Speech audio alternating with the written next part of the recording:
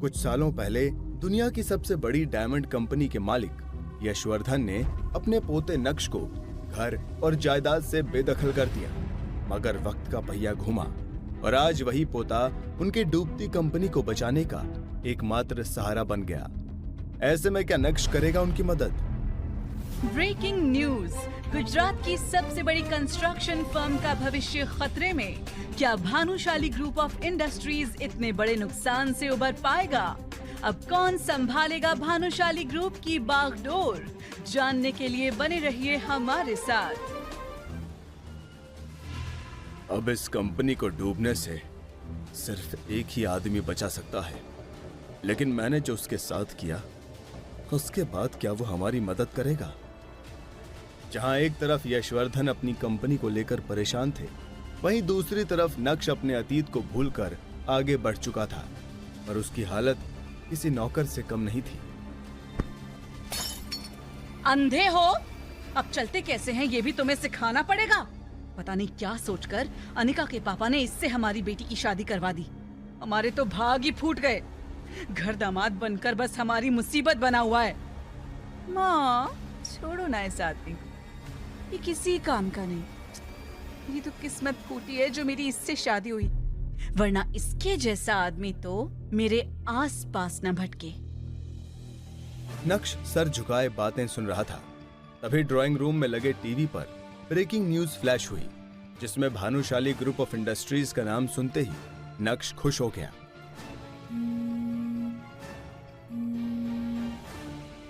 Hello बेटा नक्श, तेरे दादा को तेरी जरूरत है। मुझे पता है मैंने जो किया उसकी माफी नहीं है, लेकिन अब बस तू ही है जो हमें बचा सकता है। आपको मेरी जरूरत है, मैं आपकी मदद करने के लिए तैयार हूं, लेकिन मेरी कुछ शर्तें हैं जिसे पूरा किए बगैर मैं आपका कोई साथ नहीं दूंगा। सबसे पहले आप मेरे अकाउंट में 24 घंटे के अंदर 2 करोड़ ट्रांसफर करवाएं, और ये बस शुरुआत है। क्या यशवर्धन नक्श की सभी शर्तें पूरी करेंगे? क्या नक्श सच में अपने दादा यशवर्धन की मदद करेगा या उठाएगा मौके का फायदा? क्यों नक्श जी रहा है जिल्लत भरी जिंदगी? क्यों नक्श ने छुपा रखा है अपना सच? क्या वजह थी जिसके लिए अनिका के पिता ने करवाई उसकी नक्श से शादी? क्या होगा जब अनिका को पता चलेगा नक्श का सच? आइए अब सुनते हैं इंस्टा एम्पायर की पूरी कहानी।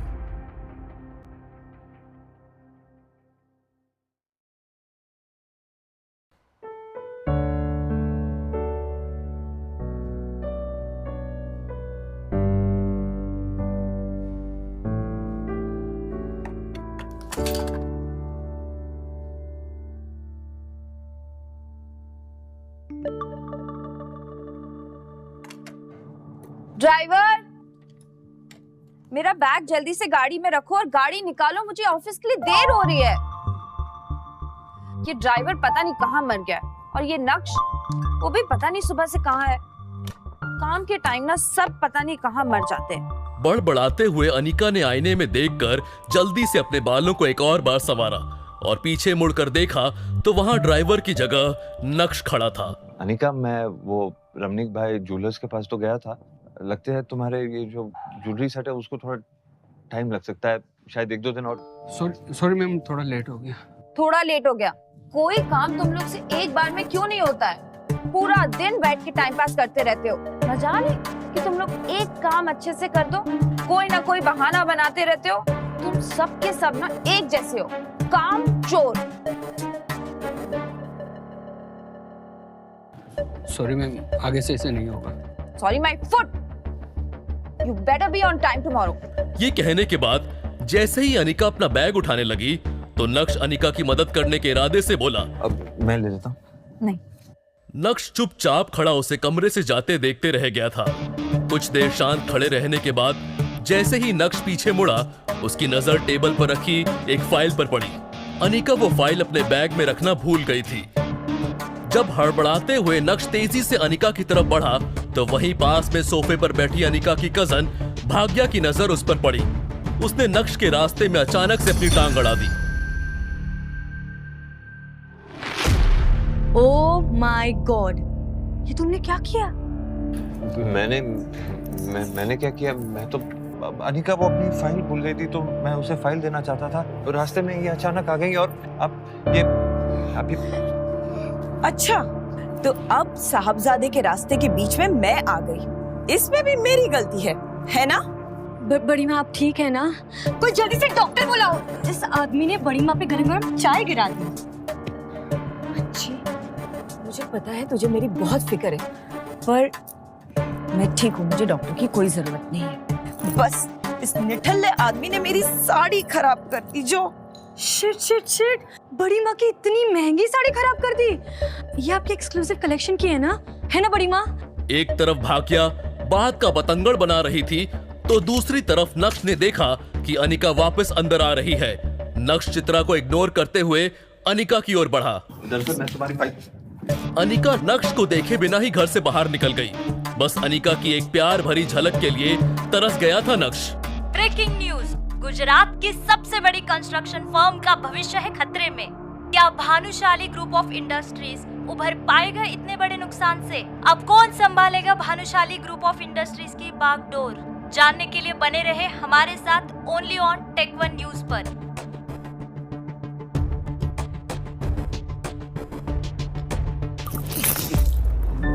बेवकूफ, एक काम ठीक से नहीं आता, अब सीधे से चलना भी सिखाना पड़ेगा क्या तुझे?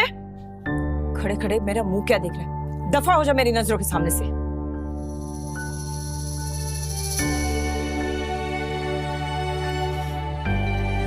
पता नहीं क्या सोचकर तेरी काका ने अनिका का हाथ इस आदमी के हाथ में दिया। हमारे तो भाग ही फूट गए। घर दामाद बनकर बस हमारी छाती पर मूंग डल रहा है वो। ये है जावेरी परिवार का घर। जावेरी परिवार सूरत की बड़ी बिजनेस फैमिलीज में से एक है।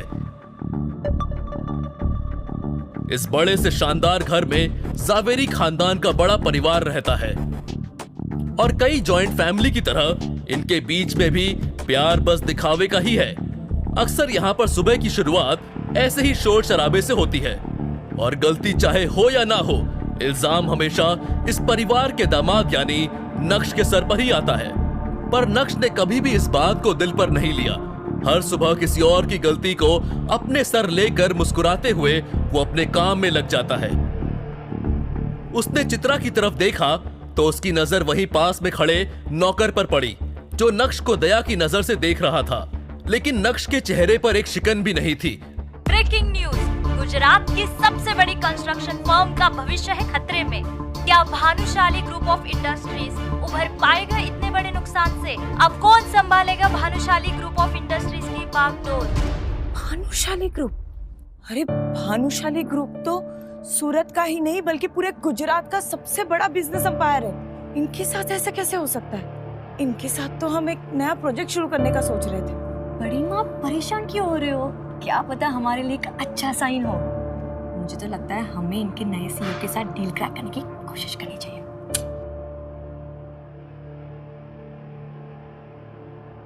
नक्श के चेहरे पर हल्की सी मुस्कुराहट थी जो उसकी आंखों की चमक को और बढ़ा रही थी। तभी नक्श की नजर दीवार पर टंगी अनिका के पिता रसिक जावेरी की एक तस्वीर पर पड़ी। ये देखें आप गुरुजी, आपके वादे के चक्कर में क्या क्या सहन करना पड़ रहा है इस घर में।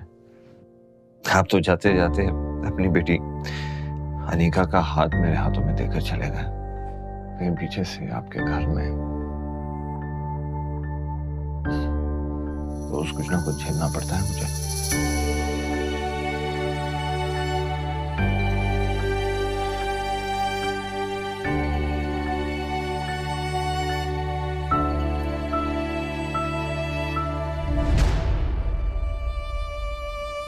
लेकिन मैं भी ढीठ हूं गुरुजी। आपकी पत्नी चित्रा, उन्हें तो जैसे तैसे मैं झेल लूंगा, लेकिन मेरा असली मकसद आपकी बेटी अनिका के दिल में जगह बनाना है। उसके दिल में तो मैं जगह बना के ही रहूंगा। एक तरफ नक्श अपने गुरुजी से बात करने में लगा था, तो दूसरी तरफ नक्श का मोबाइल लगातार वाइब्रेट कर रहा था। मगर नक्श तो अपने ही ख्यालों में गुम था, इसलिए उसका ध्यान ही नहीं गया और वो बाथरूम में शावर लेने चला गया। नहाते हुए भी नक्श के दिमाग में बस भानुशाली ग्रुप ही चल रहा था। नक्श इस बात से अनजान था कि उसके फोन पर किसका कॉल आ रहा है, लेकिन यकीन मानिए वो कॉल नक्श की पूरी जिंदगी बदलने वाला था। बस नक्श को फोन उठाने की देर थी। नहाने के बाद जब नक्श बाथरूम से बाहर आया तो उसका फोन दोबारा वाइब्रेट होने लगा, लेकिन इससे पहले कि नक्श को एहसास होता, इस बार भी फोन कट गया था।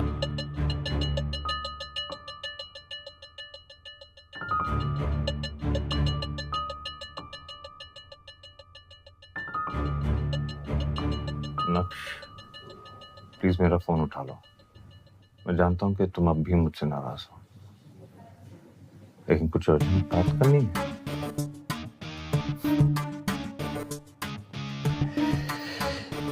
कमाल है, 2.5 साल लगे इन्हें अपनी गलती का एहसास होते हैं। ऐसे कई सारे मैसेजेस थे और उन सभी को पढ़ने के बाद नक्श ने अपना फोन बेड पर फेंका। अभी नक्श उन मैसेजेस के बारे में सोच ही रहा था कि इतने में उसी नंबर से एक बार और कॉल आया।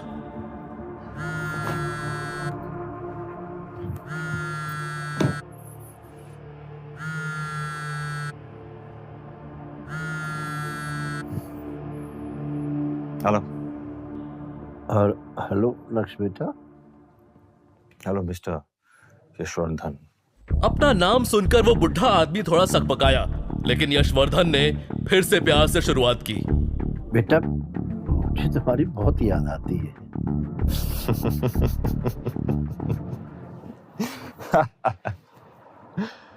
वो क्या है ना मिस्टर यशवर्धन, आपकी बात की दाद देनी पड़ेगी, क्योंकि आपको 2.5 साल लग गए मेरा हालचाल पूछने के लिए।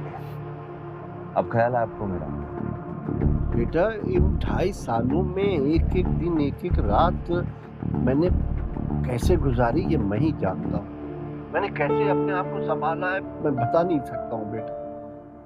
शायद मैं यही डिजर्व करता था। जो कुछ भी मैंने किया या मैंने अपनी आंखों के सामने होने दिया, शायद ये उसी का नतीजा है। बेटा मैं तेरी तस्वीर देखकर रोता रहता हूँ और अपने आप को पूछता रहता हूँ कि मेरी आंखों के सामने ये अन्याय कैसे होता रहा। नक्श को यशवर्धन की बात सुनकर रत्ती भर भी भरोसा नहीं हुआ।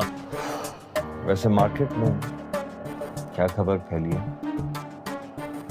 ये मैं जानता हूँ। ये सुनते ही यशवर्धन एकाएक खामोश हो गए, जैसे मानो नक्श ने उनकी चाल पकड़ ली हो।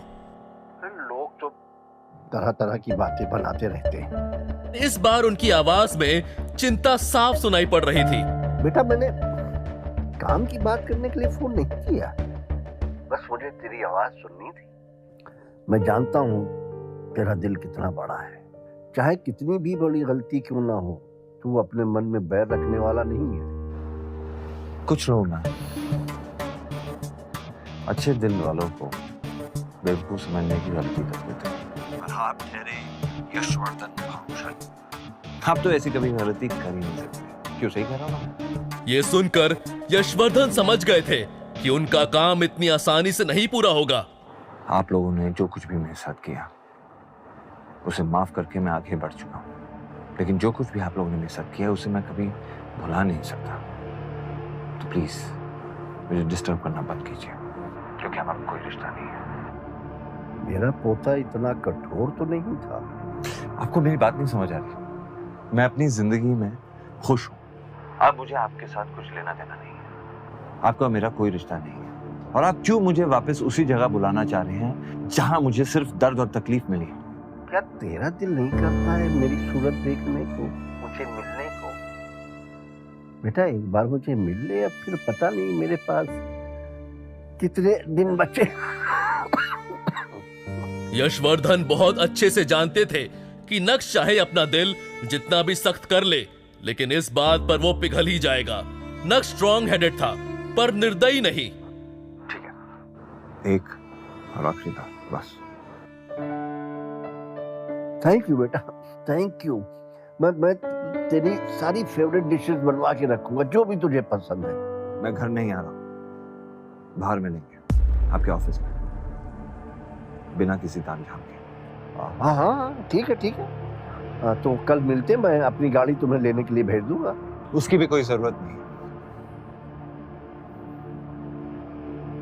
क्योंकि मुझे पता है कि भानुशाली ग्रुप ऑफ इंडस्ट्रीज का ऑफिस कहाँ है। मैं पहुंच जाऊंगा। बीते 2.5 सालों में कभी भी यशवर्धन ने नक्श से कांटेक्ट नहीं किया था। 2.5 सालों से नक्श भानुशाली ग्रुप से भी बाहर था। तो अब जब भानुशाली ग्रुप डूब रहा है तो यशवर्धन को नक्श की याद क्यों आ रही थी? ये सोच सोचकर नक्श और भी ज्यादा कंफ्यूज हो रहा था। तुरंत ही नक्श ने अपना लैपटॉप बाहर निकाला और इंटरनेट की हेल्प लेते हुए भानुशाली ग्रुप में चल रहे हलचल जानने की कोशिश की। ऐसे तो नक्श के हाथ में भानुशाली ग्रुप को लेकर कुछ हाथ नहीं आया, लेकिन उसके हाथ में ऐसा कुछ आ गया जिसे देखने के बाद नक्श की आंखों की चमक 4 गुना बढ़ गई थी। सचिन,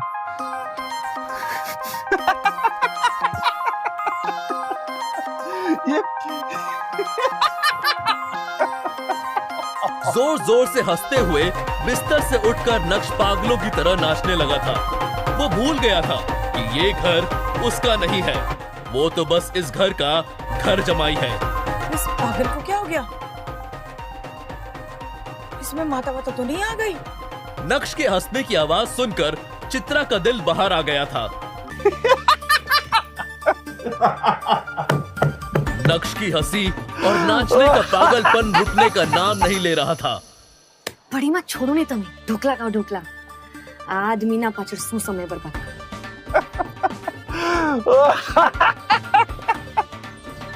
सुबह से शाम हो गई, लेकिन रह रहकर नक्श का पागलपन अभी भी जावेरी खानदान के घर में सुनाई दे रहा था। वो अलग बात है कि अब उस पागलपन को सुनने वाला कोई नहीं था।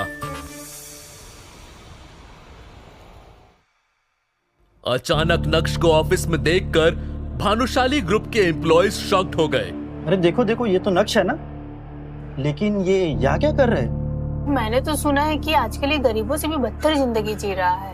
अभी लोगों के बीच में कानाफूसी चल ही रही थी कि तभी एक आदमी ने कहा, मुझे लगता है कि ये बड़े साहब से नौकरी मांगने आया होगा।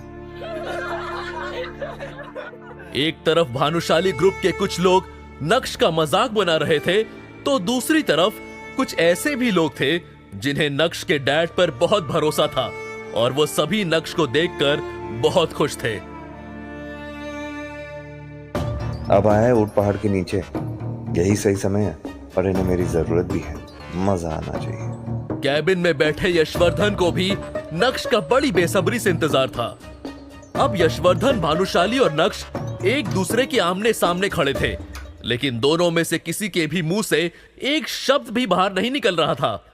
यशवर्धन और नक्श की इस मीटिंग को देखकर ऑफिस के बाकी एम्प्लॉयज भी हैरान हो गए कि अब आगे क्या होगा।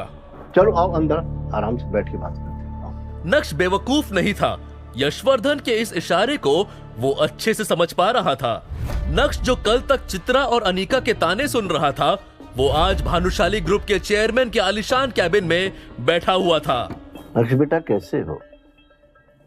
तुम्हें हमारी याद नहीं आई? नक्श को यशवर्धन भानुशाली की भावुक बातों से कोई फर्क नहीं पड़ रहा था, क्योंकि उसे पता था ये सब एक दिखावा है। जिस काम के लिए आपने मुझे यहाँ बुलाया है, जो बात करने के लिए आपने मुझे यहाँ पे बुलाया है, उसकी बात करें। ये सब बातें तो आप कल भी फोन पे कर चुके हैं, है ना मिस्टर भानुशाली? नक्श बेटा, तुम मेरे पोते हो और मैं समझ सकता हूँ कि तुम ऐसा क्यों कर रहे हो। गलती मेरी है और उसकी सजा भी मुझे मिलनी चाहिए। और मैं तुम्हें बता दूं कि कई सालों से मैं हर रोज उस गलती की सजा भुगत रहा हूं। मिस्टर भानुशाली, ये बात हम दोनों अच्छी तरह जानते हैं कि ये सब बातें करने के लिए तो आपने मुझे यहाँ पे बुलाया नहीं है। तो प्लीज ना आप अपना वक्त जाया कीजिए, ना ही मेरा। जो बात करनी है कीजिए, वरना मैं निकल। नक्श प्लीज प्लीज मत जाओ। इस भानुशाली ग्रुप को तुम्हारी जरूरत है, मुझे तुम्हारी जरूरत है। मैं चाहता हूं अपने पापा की तरह तुम इस कंपनी को संभाल लो। क्या तुम अपने दादा को माफ नहीं करोगे? वैसे तो नक्श को बहुत गुस्सा आ रहा था, लेकिन उसके पास भी यही एक मौका था जहां वो खुद की जिल्लत भरी जिंदगी को बदल सकता था। यही सोचकर उसने अपने कदम पीछे ले लिए। मैं जानता हूं बेटा कि कुछ सालों पहले मैं तुम्हारे पापा के साथ बहुत सख्ती दिखाई। अब मैं उस गलती को सुधारना चाहता हूं। तुम्हारे पापा ने जिस कंपनी को जिस ऊंचाई तक पहुंचाया है अपना खून पसीना एक करके, अब वो डूबने के कगार पे है। मीडिया वालों ने भी बात का बतंगड़ बना दिया है, जिस वजह से हमारे क्लाइंट भी जाने लगे। नक्श ने अपने दादाजी को इतना लाचार और असहाय आज से पहले कभी नहीं देखा था। मगर नक्श भानुशाली ग्रुप के सीईओ दर्पण भानुशाली यानी अपने चाचा को बिल्कुल भी पसंद नहीं करता था। अपने दादाजी की बात सुनकर नक्श को उन पर दया आने लगी। ठीक है, बताइए मैं आपकी मदद कैसे कर सकता हूं? मैं चाहता हूं कि कंपनी तुम संभाल लो और अपने पापा की तरह इस कंपनी को चलाओ। तो आप चाहते हैं कि मैं ये कंपनी ज्वाइन कर लूं, मतलब अपने चाचा के अंडर काम करूंगा, है ना? लेकिन नक्श के यहाँ आने का मकसद कुछ और भी था। वो अपने दादाजी की बात में आकर किसी भी बात पर हाँ करने के लिए तैयार नहीं था। दरअसल दादाजी, बात आपकी कंपनी और आपके फायदे की है। तो ये रिश्ते नाते प्रस्तावित जैसे शब्दों का इस्तेमाल नहीं करते हैं, इसे पीछे छोड़ देते हैं। आपकी मदद करने के लिए मैं तैयार हूं, लेकिन बदले में आपको भी कुछ ऐसा करना होगा जिससे मैं खुश हो सकूं, जिससे मेरे और मेरे पिताजी का खोया हुआ सम्मान लौट सके। ज्यादा कुछ नहीं करना है आपको, बस मैं कुछ शर्तें आपके सामने रखूंगा, आपको उसे स्वीकार करना है, कबूल करना है, और उसके बदले में मैं आपकी मदद करने के लिए तैयार हूं। सिंपल। शर्तें। अब तुम अपनों के आगे शर्तें रखोगे। इस दुनिया में रहना है तो दुनिया के तौर तरीके से ही बात करनी पड़ेगी, और शायद इसी में मेरा फायदा है। वो कहना कि आपको मेरी जरूरत है, मुझे आपकी नहीं।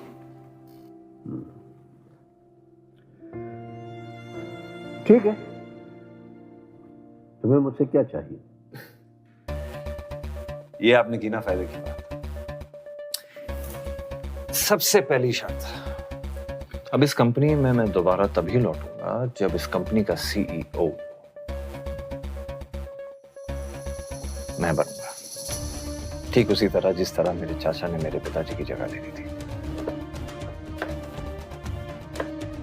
मैं ये बात तो जानता था कि आपने मुझे भानुशाली ग्रुप ऑफ इंडस्ट्रीज को बचाने के लिए नहीं, बल्कि चाचा की कंपनी को बचाने के लिए यहाँ पे बुलाया, लेकिन आपको अपनी गलती का जरा सा भी अफसोस नहीं हुआ। ऐसी बात नहीं है बेटा, लेकिन अच्छा ये बताओ तुम्हारी बाकी की शर्तें क्या हैं? मेरी दूसरी शर्त यह है दादाजी कि इस कंपनी को मैं तभी ज्वाइन करूंगा जब इस कंपनी में काम करने की मुझे पूरी फ्रीडम मिलेगी। इस कंपनी में कितने पैसे आ रहे हैं, कितने पैसे जा रहे हैं, सब मेरी जुरिस्डिक्शन के अंदर होगा। सब ये समझ लीजिए कि अब ये कंपनी मेरे हिसाब से चलेगी। तुम्हारी शर्तें सुनकर लग रहा है कि जैसे कि तुम मुझसे कोई बदला ले रहे हो। मौके के दस्तूर को नक्श अपने हाथों से नहीं जाने दे सकता था, इसलिए आज कठोर होकर उसने दिल की सारी भड़ास अपने दादाजी के सामने बाहर निकाल दी थी। और किस्मत देखिए, आज समय भी नक्श का साथ देता हुआ नजर आ रहा था। नक्श का ये रूप यशवर्धन ने पहली बार देखा था। उन्होंने तो नक्श को बहुत सीधा साधा समझा था और उन्हें लगा था कि नक्श से बात करना बहुत आसान होगा, लेकिन मिलने के बाद उनकी सोच पूरी तरह से गलत साबित हुई थी। शायद उन्हें भी समझ आ गया था कि नक्श को सब पता चल गया है। वैसे क्या पता चल गया है, उसके लिए आपको थोड़ा और इंतजार करना होगा। मैं नहीं जानता कि तुम्हारी इन शर्तों से तुम्हारे चाचा पर क्या गुजरेगी, लेकिन मुझे तुम्हारी शर्तें मंजूर हैं। अगले हफ्ते से तुम भानुशाली ग्रुप के CEO की पोस्ट पर ज्वाइन कर सकते हो।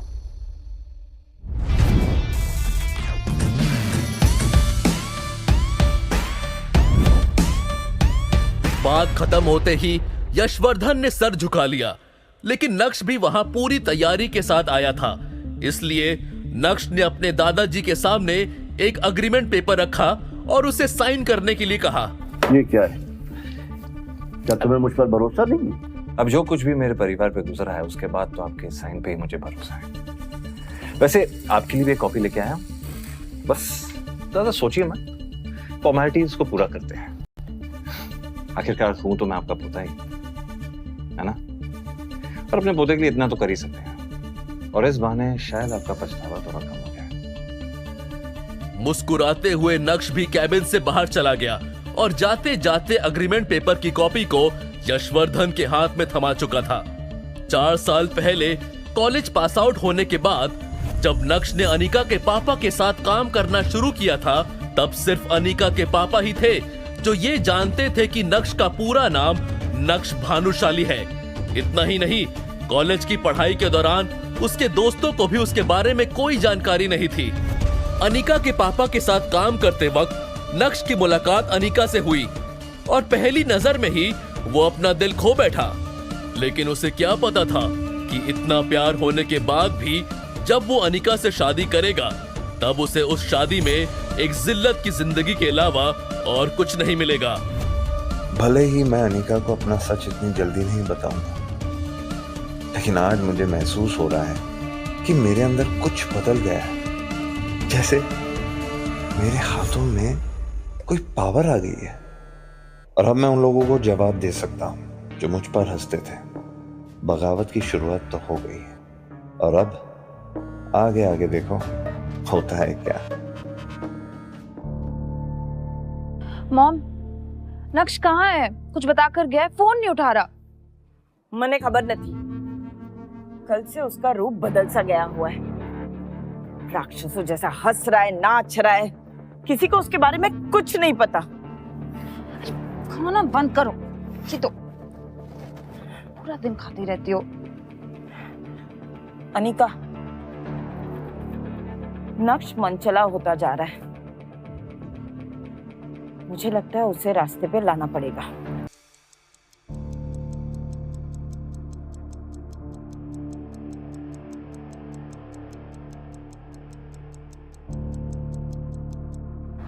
मॉम, मैं सोच रही थी आज ये महाशय को ऑफिस लेकर जाऊं, पर ये घर पे ही नहीं है।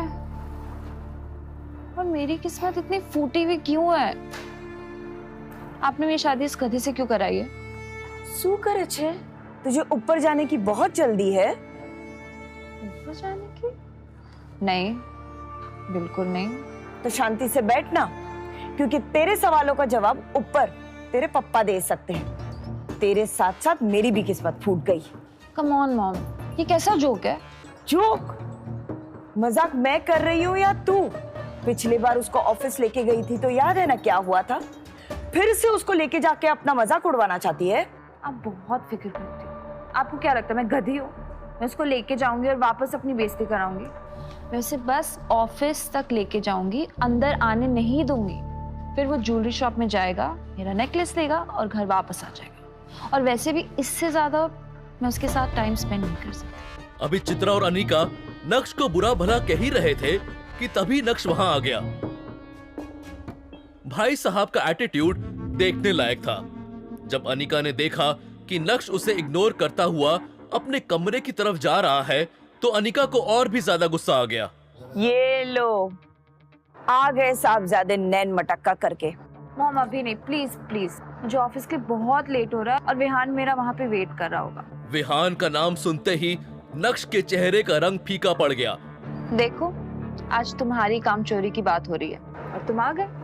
मैं तुम्हें आखिरी मौका दे रही हूँ। तुम मेरे साथ ऑफिस चलो, उसके बाद ज्वेलर शॉप से मेरा सेट उठाना और फिर घर वापस आ जाओ। देख क्या रहे हो? चलो अब, तुम्हारे वजह से ऑलरेडी मुझे बहुत लेट हो गया। नक्श चित्रा से तो कभी कभार बहस कर लिया करता था, लेकिन वो अपनी वाइफ अनिका से कभी भी जुबान नहीं लड़ाता था। चलो। अनिका और नक्श कुछ ही देर में अनिका के ऑफिस पहुंच गए।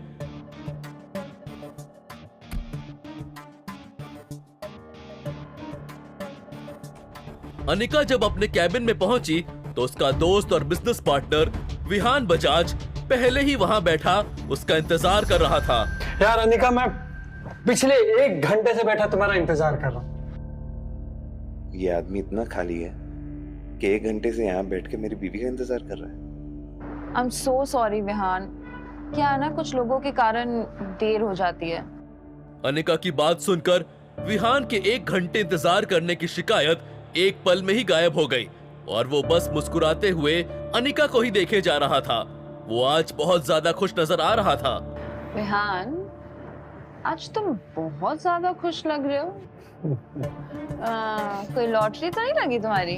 भाई साहब, अब तुम्हारा आना किसी लॉटरी से कम है क्या? भाई साहब, ये मत भूलिए कि आप एक ऑफिस में हैं और ये भी मत भूलिए कि आपको दोस्ती की सीमा नहीं लांघनी है। तुम चुप रहो। विहान, मैं समझी नहीं, तुम क्या बोलने की कोशिश कर रहे थे? विहान समझ गया था कि अनिका उसकी बात से थोड़ी अनकंफर्टेबल हो गई है, इसलिए उसने झट से बात बदल दी और बोला, इम्पोर्टेंट ये नहीं है कि आज मैं इतना खुश क्यों। इम्पोर्टेंट ये है कि मैं आज तुम्हारे लिए एक गिफ्ट लेके आया हूँ। मेरे लिए? जी हाँ, ये देखो अनिका, तुम्हारे लिए रेयर डायमंड का नेकलेस। जी हाँ। वाह, कैसा लगा? अच्छा लग रहा है ना? अनिका, ये असली डायमंड का नेकलेस नहीं है, बल्कि ये तो कॉपी है। यकीन मानो मेरा, ये फेक है अनिका। अनिका नहीं जानती थी कि नक्श भानुशाली खानदान से ताल्लुक रखता है। भानुशाली ग्रुप रेयर डायमंड के बिजनेस में भी है और क्योंकि नक्श भानुशाली ग्रुप का हिस्सा रह चुका था, इसलिए उसे डायमंड की अच्छी खासी परख थी। नक्श ने तो सही इरादे से अपना काम कर दिया था, लेकिन अनिका को नक्श की बात कुछ रास नहीं आई। तुम्हें बोला है ना, बीच में मत बोला करो, चुप रहो। नक्श की बात सुनकर विहान को भी ये समझ आ गया था कि अब वो उस फर्स्ट कॉपी नेकलेस को ओरिजिनल बताकर अनिका को बेवकूफ नहीं बना सकता है। हाँ, ये मतलब असली रेयर डायमंड नेकलेस नहीं है, पर इसका एक एक हीरा असली है। बस इसकी क्वालिटी रेयर डायमंड नेकलेस से थोड़ी सी कम है। पर अनिका, मुझे जब भी रेयर डायमंड नेकलेस मिलेगा ना, मैं डेफिनेटली तुम्हारे लिए लेके आऊंगा, मैं प्रॉमिस। वाह, बहुत अच्छी बात है। मतलब रेयर डायमंड नेकलेस इस दुनिया में सिर्फ 10 बने हुए हैं और ये भाई साहब लेके आएंगे। ऐसे इंसान का तुम भरोसा नहीं कर सकती हो। अरे झूठ बोल रहा है तुमसे, आगे भी झूठ बोलेगा, कोई काम का नहीं है ये। और तुम्हें रेयर डायमंड नेकलेस की क्या जरूरत है अनिका, जब तुम्हारे पास असली डायमंड है। आज अनिका को विहान की हरकत से ज्यादा इस बात पर हैरानी हो रही थी कि अचानक नक्श के अंदर हर बात का जवाब देने की हिम्मत कहां से आ रही है। तुम चुप रहोगे? नक्श के मुंह खोलने से पहले विहान को लगा था कि अनिका नेकलेस देखते ही उसके प्यार में पागल हो जाएगी। आखिर वो उसे कोई छोटी चीज नहीं, डायमंड का हार दे रहा था। अब पोल तो उसकी खुल चुकी थी, तो वो करता भी क्या, शांति से चुप बैठने के अलावा उसके पास करने के लिए और कुछ भी नहीं था। पर इस वक्त अनिका के पास विहान को दिलासा देने के अलावा और कोई चारा नहीं था। तो क्या हुआ विहान, अगर ये कम क्वालिटी वाला डायमंड नेकलेस है, ये नॉर्मल सी बात है। अब हर कोई वो रेयर डायमंड वाले नेकलेस तो नहीं खरीद सकता ना। और वैसे भी हमारे देश में ऐसे बस 10 ही हार हैं और जहाँ तक मुझे याद है उसमें से एक हीरे की नेकलेस की नीलामी हुई थी और वो डायमंड नेकलेस कहीं 1.5 से 2 के बीच में, 2 करोड़ के बीच में बिका था। किसने खरीदी वो तो मैं नहीं जानती हूँ, पर यहाँ तुम्हें कोई रेयर नेकलेस लाने की जरूरत नहीं है, ये भी बहुत सुंदर है। I really love it. I mean you know what, मैं इसको बहुत संभाल के अच्छे से रखूंगी। Thank you so much. Anika की बात सुनकर तो विहान के जैसे तोते ही उड़ गए। इस हार को खरीदने में ही उसे पसीना आ गया था। भूल जाओ बेटा विहान, अनिका को इम्प्रेस करने में कंगाल हो जाओगे, कंगाल।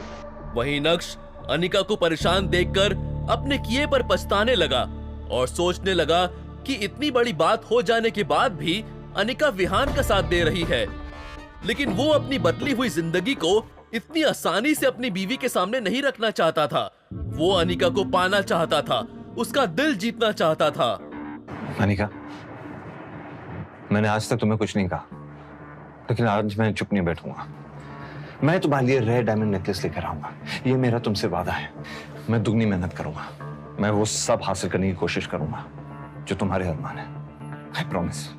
अपने दिल की बात अनिका के सामने रखने के बाद नक्श ने अनिका के जवाब का इंतजार भी नहीं किया और उसके कैबिन से बाहर निकल गया।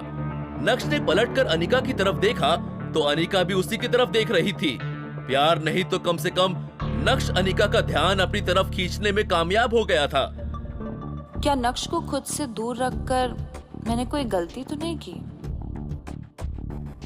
ये क्या सोच रही हूँ मैं? विहान मेरा बिजनेस पार्टनर है, मेन इन्वेस्टर है। नक्श की इस हरकत की वजह से अगर विहान कंपनी से बैकआउट कर गया तो क्या होगा? नहीं नहीं, नक्श की वजह से मैं मेरी इतने साल की मेहनत को जायज नहीं जाने दूंगी। मुझे नक्श की नहीं, विहान की जरूरत है। सुबह का समय था और सारे एम्प्लॉयज अपने अपने काम में बिजी थे, लेकिन जब उन्होंने नक्श को कॉन्फिडेंस के साथ बाहर जाते देखा तो सब उसे घूरने लगे थे। कुछ लोगों ने तो अपना काम छोड़कर फुसफुसाना भी शुरू कर दिया था। दूसरी तरफ वहीं अनिका का गुस्सा इस वक्त चरम पर था। आज पहली बार नक्श ने उसके साथ बदतमीजी की थी, इसलिए वो भी नक्श के पीछे पीछे कैबिन से बाहर आ गई। नक्श, ये क्या पागलपन है? तुम्हें किसने हक दिया कि तुम मुझे ये बेफालतू की सलाह दो? जब भी तुम्हें ऑफिस लाई हूं ना, तुम हमेशा कुछ ना कुछ उल्टा ही करते हो। गलती हो गई मुझसे। गेट लॉस्ट नाउ, जल्दी जाओ।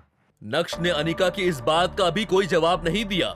वो जानता था कि वो जितना बोलेगा उतना ही अनिका का गुस्सा बढ़ता जाएगा। उसे अनिका से जो कहना था वो उसे कह चुका था। जैसे तैसे अनिका ने अपने गुस्से को दबाते हुए मामले को खत्म करने की कोशिश की, लेकिन उसे क्या पता था कि अभी तो मामले की बस शुरुआत हुई थी। विहान का गुस्सा उसकी आंखों में साफ साफ दिख रहा था। अबे ओ, रुक, जाता कहाँ है? अनिका ने विहान को रोकने या फिर शांत करने की कोई कोशिश नहीं की। शायद वो भी इस तमाशे को एंजॉय करना चाहती थी। नक्श ने पहले तो अनिका के सामने विहान का भांडा फोड़ा और उसे पूरी तरह से एम्बैरस किया। उसके बाद नक्श ने अपनी ही बीवी को सलाह भी दे डाली, जो पिछले 2.5 सालों में उसने पहले कभी नहीं दी थी। लेकिन अनिका की खरी खोटी सुनने के बाद अब नक्श कोई बात नहीं करना चाहता था। नक्श का ये एटीट्यूड विहान से बर्दाश्त नहीं हुआ और उसने अपनी चाल बढ़ाते हुए नक्श का पीछा किया। अबे भाग कर रहा है? बहरा है क्या? तब से आवाज दे रहा हूँ, सुनाई नहीं दे रहा है तुझे? नक्श ने उसकी बात का कोई जवाब नहीं दिया। अबे तू है कौन? तेरी औकात क्या है?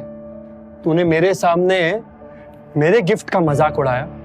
मैं दावे के साथ कह सकता हूँ तू मार्केट में जाके खुद को बेच भी देगा ना, तब भी वो नकली हार नहीं ला पाएगा। बड़ा है बात करता है। तुझे ना तुम्हारी मार्केट वैल्यू पता होनी चाहिए। 0 डब्बा। बोल। जब कोई आपकी खामोशी का फायदा उठाने लगे तो बोलना जरूरी हो जाता है। पहली बात, जो लड़की तुम्हारे सामने खड़ी है ना, वो मेरी बीवी है, तो बेहतर यही होगा कि तुम इससे दूर रहो। दूसरी बात, तुम्हारा दिया हुआ हीरे का नकली हार की कोई जरूरत नहीं है, ये मैं खुद इसे लाके दे सकता हूं। तो अपना ये ढोंगी दिखावा बंद करो। तीसरी बात, जिसकी खुद की जेब में नोट नहीं होते, वो चिल्लर बजा के दिखावा नहीं करते। और एक बोनस बात, दोबारा इस पेन को टच किया ना तो मैं तेरा हाथ तोड़ दूंगा। नक्श ने विहान को अपने स्वैग के दर्शन करवा दिए थे। इसी के साथ नक्श ने विहान को एक बाजू ढकेला और ऑफिस से बाहर निकल गया। नक्श के वहां से जाने के बाद कुछ देर तक विहान वहीं खड़ा रहा, लेकिन इतनी बेइज्जती होने के बाद वहां रुकने का कोई सेंस नहीं था। तमाशा खत्म होने के बाद अनिका भी ऑफिस के अंदर चली गई। क्या देख रहे हो तुम लोग? Get back to work. ये अंजी कॉर्पोरेशन का ऑफिस था जिसकी चेयरपर्सन अनिका थी। अपने कैबिन में जाने के बाद अनिका गुस्से से आग बबूला हो रही थी। पिछले कुछ महीनों से अनिका की कंपनी के हालात ठीक नहीं थे। वो मुश्किल से उसे संभालने की कोशिश कर रही थी। क्या करे उसे ये समझ नहीं आ रहा था। तभी उसे विहान मिला और जब उसकी दोस्ती विहान से हुई तब जाकर उसे पता चला कि वो एक बहुत बड़े परिवार से ताल्लुक रखता है। और बस यहाँ से अनिका ने विहान को अपने जाल में फंसाना शुरू किया। और आज विहान न सिर्फ उसकी कंपनी का बिजनेस पार्टनर है बल्कि मेजर इन्वेस्टर भी है। और विहान की वजह से ही अनिका की कंपनी अभी चल रही है। इस कंपनी के सारे लॉसेस विहान ही बेयर करता है और अनिका को इसकी बहुत जरूरत भी है। अनिका का विहान से दोस्ती करना कोई आसान काम नहीं था। कितने पापड़ बेलने के बाद वो उसके करीब आ रही थी। सब ठीक चल रहा था, सब कुछ अनिका के प्लान के मुताबिक हो रहा था। लेकिन नक्श ने आकर आज सब कुछ बिगाड़ दिया। जो लड़की तुम्हारे सामने खड़ी है ना, वो मेरी बीवी है। क्या जरूरत थी उसे विहान को ऐसा कुछ कहने की? हार भले ही नकली था लेकिन ये सब कहकर उसका ईगो हर्ट करने की क्या जरूरत थी? अब पता नहीं वो उसकी कंपनी में अपना पैसा इन्वेस्ट करेगा या नहीं। अगर वो आज नक्श को अपने साथ नहीं लेकर आती तो अभी विहान उसके साथ बैठा होता। अंजी कॉर्पोरेशन के ऑफिस से बाहर आकर नक्श काफी खुला खुला महसूस कर रहा था और नक्श इस शुरुआत को बरकरार रखना चाहता था। तभी अचानक से नक्श का फोन बजा और जब उसने स्क्रीन पर अपने दादाजी का नाम देखा तो उसके चेहरे पर चालाकी वाली मुस्कान आ गई थी। Mister Bhanushali, what a coincidence. मैं भी आपको फोन ही करने वाला था और देखिए आपका फोन आ गया। अच्छा नक्श बेटा, तुम्हें अपने दादाजी की याद आ गई? अच्छा मजाक कर लेते हैं दादाजी।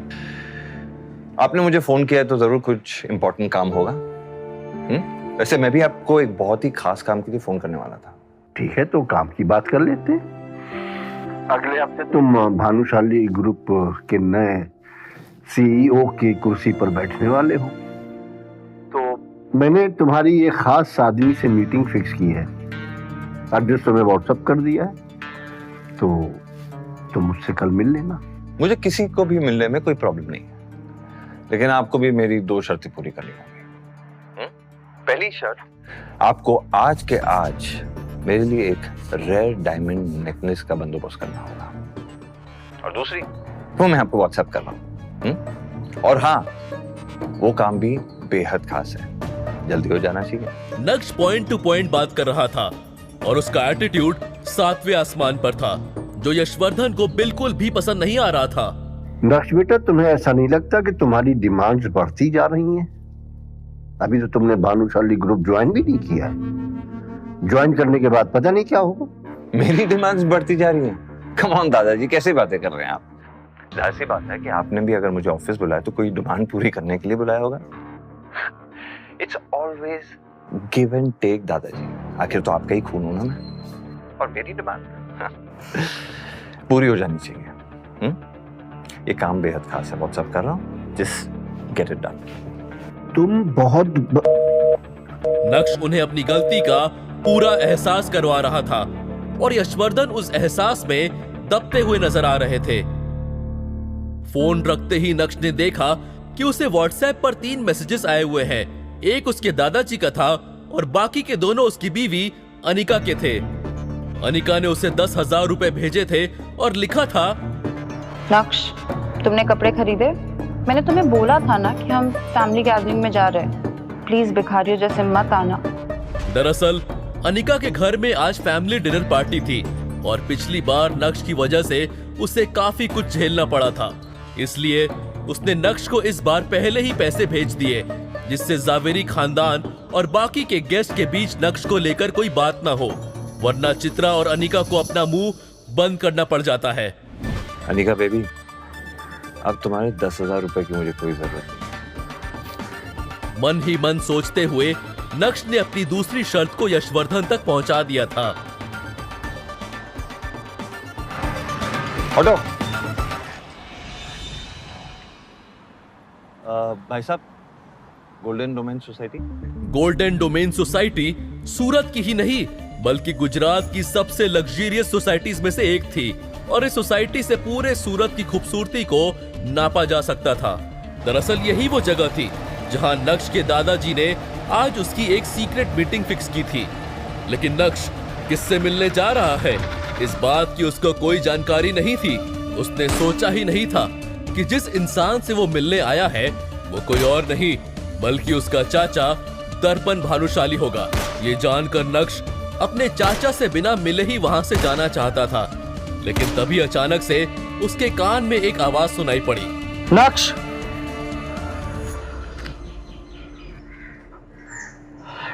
पिछली बार 2.5 साल पहले लगभग मिला था तुमसे एंड आई मस्ट से पहले से काफी अच्छे और कॉन्फिडेंट लग रहे हो। अब क्योंकि दर्पण भानुशाली ने नक्श से बात करना शुरू कर दिया था इसलिए नक्श किसी का डिसरिस्पेक्ट नहीं करना चाहता था। हालांकि नक्श ज्यादा बात नहीं करना चाहता था और अपने चाचा की शक्ल तो बिल्कुल भी नहीं देखना चाहता था। दर्शन काका, तमें सीधे पॉइंट पे आओ ने और बताओ भानुशाली फैमिली को अब मेरी क्या जरूरत है? हाँ, अगर आपको लग रहा है कि आपकी बातों में आकर मैं भानुशाली ग्रुप ऑफ इंडस्ट्रीज के बारे में भूल जाऊंगा या उसका नया सीईओ बनने से मना कर दूंगा, ये आपकी सबसे बड़ी गलतफहमी होगी। कोई डाउट मत रखना।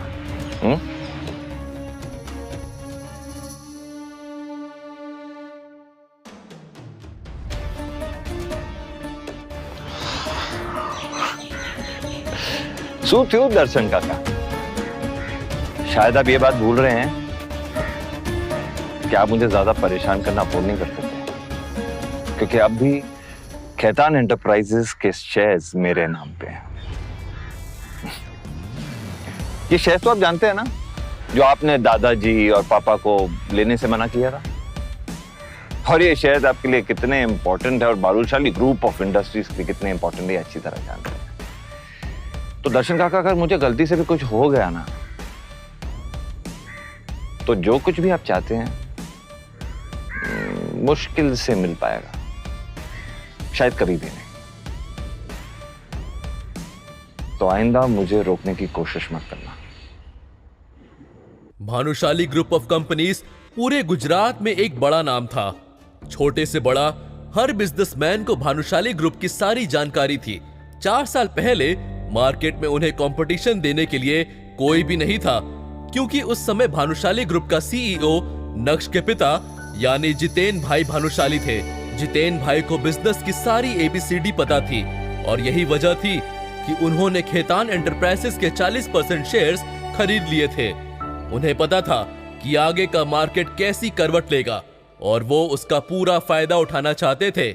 लेकिन ये बात दर्पण भानुशाली और यशवर्धन भानुशाली को पसंद नहीं आई और बिना कुछ सोचे समझे उन दोनों ने मिलकर जितेन भाई भानुशाली को भानुशाली ग्रुप से बाहर का रास्ता दिखा दिया।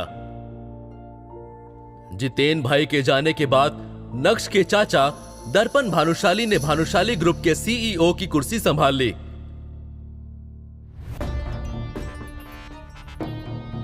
लेकिन वो अपनी कंपनी को संभाल पाने में पूरी तरह से फेल हो गए। अब उन्हें डूबते हुए तिनके का सहारा चाहिए था। और जब उन्हें पता चला कि जितेन भाई के खरीदे हुए शेयर्स आज मार्केट में तहलका मचा चुके हैं, तब भानुशाली खानदान को नक्श की याद आई। अब आप लोगों को पता चल ही गया होगा कि नक्श के अंदर ये पावरफुल चेंजेस क्यों और कैसे आ रहे हैं। जी हाँ, नक्श के दोनों हाथ घी में जो हैं और अब नक्श से कोई मुकाबला भी नहीं कर सकता है। नक्श की बात सुनकर उसके चाचा दर्पण एकदम शॉक्ड रह गए थे। उन्होंने सोचा नहीं था कि नक्श को खेतान एंटरप्राइजेस के बारे में सब कुछ पता होगा। वो नक्श को कच्चा नींबू समझ रहे थे और नक्श निकला पका हुआ बादाम। अब उनके पास नक्श से उलझने के लिए कोई वजह नहीं थी। गोल्डन डोमेन सोसाइटी से बाहर आने के बाद जब नक्श ने अपना फोन चेक किया तो उसके व्हाट्सएप पर उसके एक दोस्त का मैसेज था। अबे तू कहाँ रह गया? आ रहा है ना, लेट मत कर। दरअसल आज अनिका की फैमिली गैदरिंग अटेंड करने से पहले नक्श को अपनी हाई स्कूल रीयूनियन में जाना था। दादा, एक चाय देना। ग्रेजुएशन के बाद इतने सालों में नक्श पहली बार अपने किसी कॉलेज या स्कूल रियूनियन में जा रहा था। इतने सालों में नक्श अपने किसी भी दोस्त से भी नहीं मिला था। उस रीयूनियन पार्टी के बारे में सोचते हुए नक्श को अपने सारे पुराने क्लासमेट्स याद आने लगे, जिनके साथ वो कभी स्कूल में मस्ती किया करता था। आज नक्श उन सबसे फिर से मिलने वाला था और ये सोच कर ही नक्श एक्साइटेड हो रहा था। नक्श सोचने लगा कि स्कूल के दिनों में वो कितना खुश रहा करता था। उसकी आंखों के सामने बचपन की वो सभी पल नाचने लगे थे। क्लास बंक करने पर सर से डांट खाना और डांट खाने के बाद भी दोस्तों के साथ खिलखिलाना। Yes yes. दोस्तों से लड़ाई करके उन्हें रुला देना। छोड़, जान दे, पापा से बचा दे मेरी प्रिंसिपल की। और फिर उसके बाद जब दोस्त गुस्सा होकर बात करना बंद कर दे तो उसे जाकर सॉरी बोलना। बचपन भी कितना मासूम था। इन बच्चों को देख के अपनी पुरानी दिन याद आ रही है। वो बचपन की दिनें जब हम स्कूल जाया करते थे। आज तो वो दिन भी खत्म हो गई। ठीक है सर, चलते हैं। नक्श को इस समय स्कूल में की हुई सारी मस्ती याद आ रही थी। उसे ये भी एहसास हो रहा था कि वो इस दुनिया से कितनी अलग थी। सच में वो भी क्या दिन थे। किताबों का बोझ कंधों पर होने के बावजूद भी वो जिंदगी कितनी खुशनुमा थी। ये सोच कर नक्श के चेहरे की मुस्कान और भी ज्यादा निखर गई थी। नक्श को यकीन नहीं हो रहा था कि वो इतना जल्दी बड़ा हो गया है। ऐसा लग रहा था जैसे ये सब तो जैसे अभी कल की ही बात है। इतना ही नहीं, स्कूल के दिनों में पनिशमेंट के चलते बेंच पर खड़े होकर खिलखिलाना, क्लास की हर लड़की को दोस्त की भाभी बताना, इस सब में कितना मजा आता था। दोस्तों के साथ कैंटीन की पेटीज और समोसे खाने जाना और फिर इस बात पर लड़ाई करना कि आज पार्टी कौन देगा। स्पोर्ट्स खेलना, दोस्तों से पढ़ाई में कंपटीशन करना। स्कूल भी जैसे अपने आप में ही एक पूरा संसार था। ना दुनिया का डर था और ना ही दुनिया से लड़ने की ख्वाहिश थी। स्कूल के दिनों में नक्श जितना खुलकर जी रहा था, शायद ही उसके बाद उसे जिंदगी को कभी इतना खुलकर जीने का मौका मिला।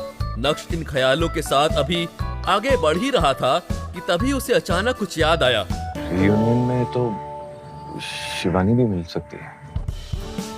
दरअसल शिवानी वो लड़की थी जिसे नक्श स्कूल के दिनों में पसंद करता था। हटो। और उसके करीब जाने के लिए उसने काफी पापड़ भी बेले थे। हाय, मैं नक्श।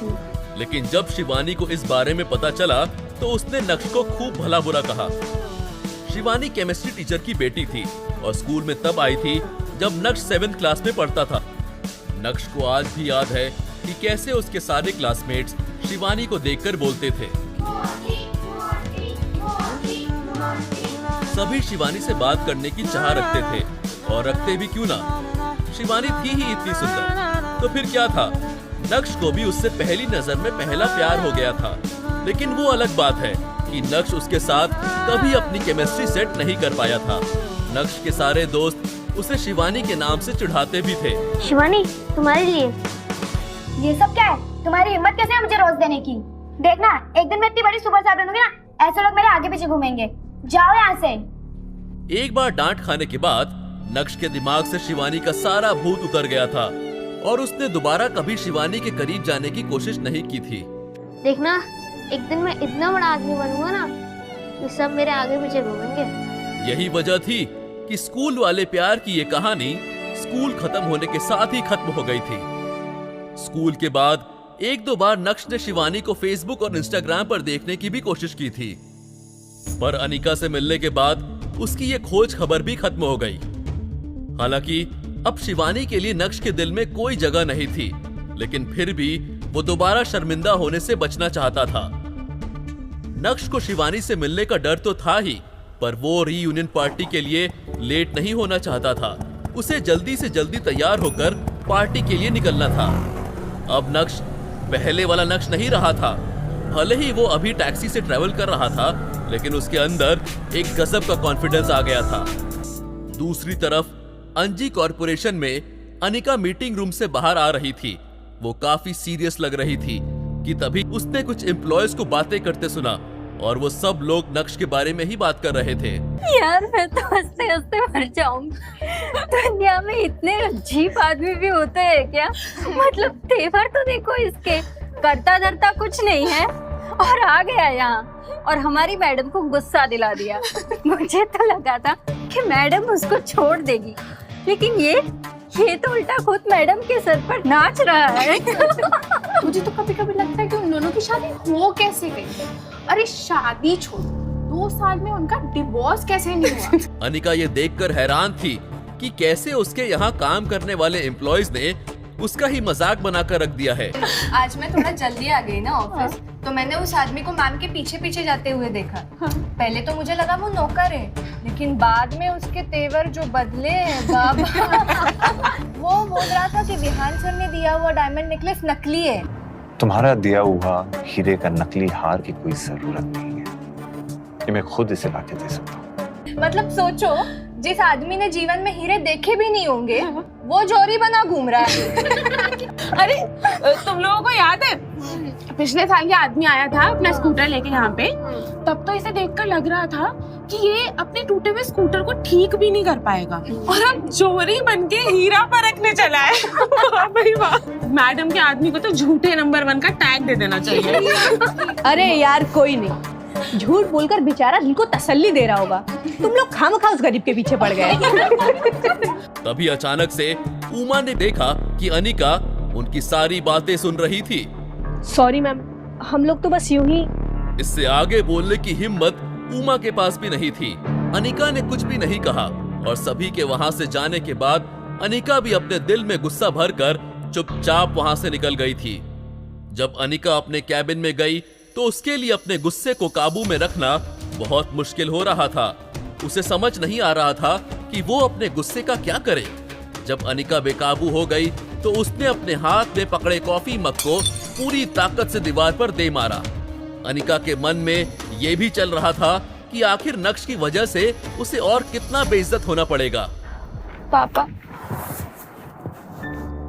मैं तो आपकी सबसे प्यारी बेटी थी ना। मैंने तो सोचा था कि आप मेरे लिए जो भी सोचोगे, जो भी चुनोगे, अच्छा ही चुनोगे। इसीलिए मैंने कभी किसी को डेट नहीं किया, किसी के साथ रिलेशनशिप में नहीं आई, ना शादी की शर्त रखी। फिर भी आपने जिस गधे के साथ बांध दिया। अपने दिल की बात अपने पापा के सामने रखने के बाद अनिका फूट फूट कर रोने लगी थी। जब भी अनिका नक्श की हरकतों से परेशान होती थी तब वो अपने पापा के डिसीजन पर सवाल उठाती। मैंने सुना है कि माँ बाप जो भी अपने बच्चों के लिए करते हैं ना, उनकी भलाई के लिए करते हैं, पर मुझे ऐसा बिल्कुल नहीं लगता है। बल्कि मुझे ऐसा लगता है कि बस आपको अपना आखिरी काम करना था और आप वो करके चले गए। लेकिन आज पहली बार अनिका ने अपने पापा को एक केयरलेस पिता घोषित कर दिया था। कभी कभी अनिका अपनी माँ चित्रा से भी ये सवाल पूछ लेती थी कि उसने अनिका की शादी उस बेकार आदमी से कैसे होने दी, उस शादी को रोका क्यों नहीं गया। लेकिन चित्रा चाहे दुनिया के सामने कितनी ही तेज तर्रार क्यों ना हो, लेकिन उसने कभी भी अपने पति के डिसीजन पर सवाल नहीं उठाया था। जो कुछ भी किया अनिका के पापा ने ही किया था। लेकिन अब अनिका और चित्रा दोनों ही उनके डिसीजन से खुश नहीं है। अनिका का दिमाग इतना ज्यादा खराब हो गया था कि वो दिन भर केबिन से बाहर ही नहीं निकली थी। पूरे समय उसके दिमाग में बस अपनी बाकी की जिंदगी की कहानी चल रही थी। दूसरी तरफ चित्रा सोफे पर आराम से बैठकर टीवी देख रही है। जैसे ही चित्रा ने नक्श को अंदर आते हुए देखा, वैसे ही चित्रा ने कहा, नक्श इधर आओ, मुझे तुमसे कुछ बात करना है। लेकिन चित्रा के ऑर्डर को नक्श भला कैसे इग्नोर कर सकता था। तुरंत ही नक्श चित्रा के सामने जाकर खड़ा हो गया और चित्रा के बोलने का इंतजार करने लगा। हालांकि नक्श के अंदर एक गहरा बदलाव आ गया था और अब उसे किसी के भी ऑर्डर को पूरा करने या सुनने की कोई जरूरत नहीं थी। लेकिन नक्श अपने अंदर आए इस बदलाव की भनक भी चित्रा को नहीं लगने देना चाहता था। नक्श, तुम्हें याद है कुछ दिन पहले मैंने तुम्हारा अनिका का हॉस्पिटल में एक चेकअप करवाया था? उसकी रिपोर्ट्स आ गई है। अच्छा। और हर बार की तरह इस बार भी कुछ पता नहीं चल रहा है। तुम दोनों के बॉडी में कोई दिक्कत नहीं है। तो अब मुझे तुम एक सच सच बताओ कि क्या तुम्हारी फैमिली में किसी को कोई दिक्कत है या तुम्हारे खानदान में किसी के बॉडी में कुछ हो? तुम समझ रहे हो ना मैं क्या बोल रही हूँ? किसी को कोई जेनेटिक प्रॉब्लम? चित्रा की बात सुनकर नक्श का चेहरा शर्म से झुक गया ऐसे कैसे चित्रा उसके परिवार वालों पर बेवजह शक कर सकती थी। लेकिन अपने गुस्से को संभालते हुए नक्श ने शालीन अंदाज में कहा, नहीं माँ, ऐसा कुछ नहीं है। मेरे परिवार में किसी को कोई जेनेटिक डिसऑर्डर या कोई बीमारी नहीं है। अगर ऐसा होता तो मुझे तो पता होता ना, और ना ही मैंने ऐसा कुछ सुना है। नक्श ने पूरे विश्वास के साथ अपनी बात सामने रखी, लेकिन चित्रा ने उसकी बातों को इस तरह हवा में उड़ाया जैसे मानो वो झूठ बोल रहा हो। ठीक है, तो एक काम करो, तुम अपने माँ बाप को लेकर हॉस्पिटल जाओ और उनकी चेकअप कराओ, फुल बॉडी की करवाना। जो भी खर्चा होगा वो मैं दे दूंगी। क्या है ना, ऐसे सारे मामले में ना ढिलाई नहीं बरतनी चाहिए। चित्रा के बोलने के अंदाज से ऐसा लगा जैसे मानो सच में नक्श के माँ बाप को कोई बहुत बड़ी बीमारी हो। इस बारे में नक्श के पास कहने के लिए कुछ नहीं था, और अगर वो कहता भी तो क्या कहता। कुछ देर तक उन दोनों के बीच खामोशी बनी रही। नहीं, जब उन्हें कोई बीमारी नहीं है तो उनके चेकअप की भी कोई जरूरत नहीं है। नहीं, मेरा कहने का मतलब ये है कि मैं नहीं चाहता कि खामखा आप भी अपने पैसे यूं बेफजूली वेस्ट करें। और आप ही सोचिए ना, मेरे माँ बाप का इस उम्र में अस्पताल जाना कहाँ की समझदारी है। ओह, तुम ज्यादा होशियार मत बनो, जितना कहा गया है उतना ही करो। तुम तो ऐसे कह रहे हो जैसे कि उनको हॉस्पिटल में कोई खा जाएगा। अरे भाई, इतने बड़े हॉस्पिटल में चेकअप कराना उनके किस्मत की बात है, समझे? और वैसे भी उनके लिए अच्छा ही रहेगा। वैसे मुझे भी एक काम है, अनिका आएगी तो हमें एक गैदरिंग के लिए जाना है। अच्छे से तैयार हो जाना, वहां मुझे किसी से कोई एक बात भी नहीं सुननी पड़े। हाँ, जहां होशियारी दिखानी चाहिए वहां तो दिखाता नहीं, पड़ा आया मुझे सिखाने। नक्श को समझ नहीं आ रहा था कि जब उसकी और अनिका दोनों की ही बॉडी में कोई फॉल्ट नहीं है तो इस बार भी प्रोसेस फेल क्यों हो गया। पिछले 1.5 सालों से लगातार नक्श और अनिका आईवीएफ के जरिए टेस्ट ट्यूब बेबी करने का ट्राई कर रहे हैं, लेकिन हर बार उनका प्रोसेस फेल हो जाता है। इस बार भी रिजल्ट्स फेल आए। नक्श को समझ नहीं आ रहा था कि अब करे तो क्या करे। ऐसे में क्या चित्रा का उसके परिवार वालों पर बेबुनियाद आरोप लगाना सही है? क्या जेनेटिक डिसऑर्डर की वजह से भी ऐसा कुछ होता है? लेकिन असल बात तो ये थी कि अनिका उसे अपने आसपास भी भटकने नहीं देती थी। 2 सालों में शायद ही नक्श उसके पास भी कभी बैठा हो। शादी को इतना वक्त हो गया था, लेकिन उसके परिवार वालों को अभी भी अनिका से कोई खुशखबरी सुनने नहीं मिली थी। अभी तक तो किसी ने भी चित्रा या अनिका से इस बारे में नहीं पूछा था, लेकिन टाइम निकलने के साथ साथ लोगों का शक बढ़ता जा रहा था, और यही वजह थी कि इतना सब खेल खेलने की जरूरत पड़ी। चित्रा तो वहां से चली गई थी, लेकिन नक्श के दिमाग में अभी भी उसकी ही बातें चल रही थी। नक्श को समझ नहीं आ रहा था कि जब उसकी और अनिका दोनों की ही बॉडी में कोई फॉल्ट नहीं है तो इस बार भी प्रोसेस फेल क्यों हो गया। हालांकि डॉक्टर ने खुद चित्रा और अनिका से कहा था कि अगर वो नॉर्मल प्रोसेस से बच्चा करने का ट्राई करे तो बिना किसी परेशानी के वो सक्सेसफुल हो सकते हैं। लेकिन अनिका नक्श को अपने लायक नहीं समझती थी, और ये बिल्कुल भी नहीं चाहती थी कि नक्श उसे टच भी करे। भला अब इसमें गलती नक्श की कैसे हुई? लेकिन जब इस बार भी वो लोग सक्सेसफुल नहीं हो पाए तो बेचारे नक्श को आरोपी बना दिया गया। यहाँ तक कि चित्रा नक्श के परिवार वालों पर ही शक करने लगी। नक्श जानता था कि उसकी इसमें कोई भी गलती नहीं है, लेकिन वो मजबूर था। अनिका के पिताजी की इज्जत करने के नाते नक्श ने हमेशा खामोश रहना ही ठीक समझा था। नक्श ने डिसाइड किया कि उसे अभी के लिए इस टॉपिक को छोड़ देना चाहिए। अभी उसके सामने उसके पुराने क्लासमेट्स की रीयूनियन पार्टी थी, जहां उसके सारे पुराने दोस्त आने वाले थे। कम से कम वहां जाकर उसे कुछ तो अच्छा फील होगा, और वहां जाने के लिए उसे एकदम नाइसली ड्रेस्ड होना जरूरी है। नक्श ने मुंह हाथ धोए और चकाचक कपड़े पहनकर घर से बाहर निकला। नक्श के पास अपनी खुद की कोई कार नहीं थी, ले देकर उसके पास अपना इलेक्ट्रिक स्कूटर था। अपने स्कूटर को कार समझकर नक्श सीधे होटल प्राइम स्टार की तरफ निकल पड़ा था, और आज नक्श के क्लासमेट्स की रीयूनियन पार्टी भी यही होने वाली थी। ब्लैक कलर का सूट पहने नक्श अपने पुराने स्कूटर पर होटल पहुंचा। वहां खड़े होटल स्टाफ कंफ्यूज्ड हो गए। सूट पहनकर कोई इंसान अपने खटारा स्कूटर लेकर कैसे आ सकता है? हालांकि होटल के स्टाफ ने कुछ कहा नहीं, लेकिन नक्श को देखकर वो मन ही मन हंस रहे थे। नक्श मिरर में अपनी शक्ल देखने लगा। अभी नक्श होटल के अंदर जाने ही वाला था कि तभी उसे पीछे से किसी ने आवाज दी। ओए नक्श, रुक जा भाई, मेरा भी इंतजार कर ले। उस लड़के को देखते ही खुशी से झूमते हुए नक्श ने चिल्लाते हुए कहा, अरे हर्ष! नक्श खुश हो गया और उसकी खुशी साफ बता रही थी जैसे उसने कई दिन बाद अपने दोस्त को देखा था।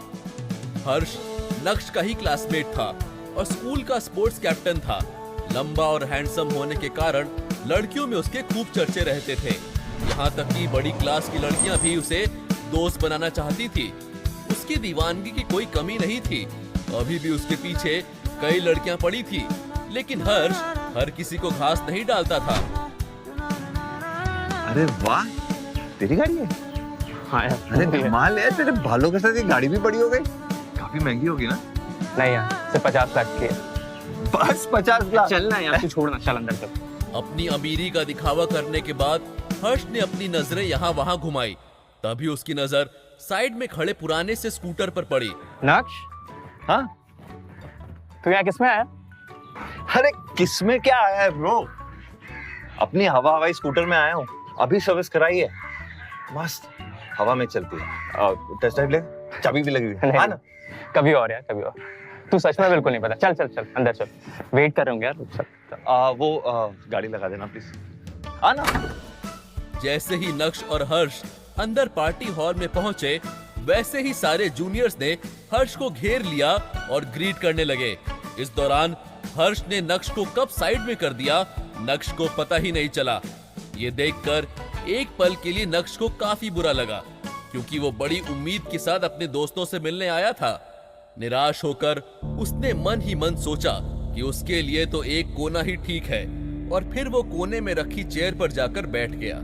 कुछ देर तक नक्श ने अपने आप को मन ही मन कोसा कि वो यहाँ क्या लेने आया है, लेकिन फिर जब वहाँ बैठे बैठे बाकी लोगों को देखा तो मन ही मन सोचा कि यहाँ मौजूद जितने भी लोग एक दूसरे की वाहवाही कर रहे हैं, ये बस एक दिखावा है, बाकी कुछ नहीं।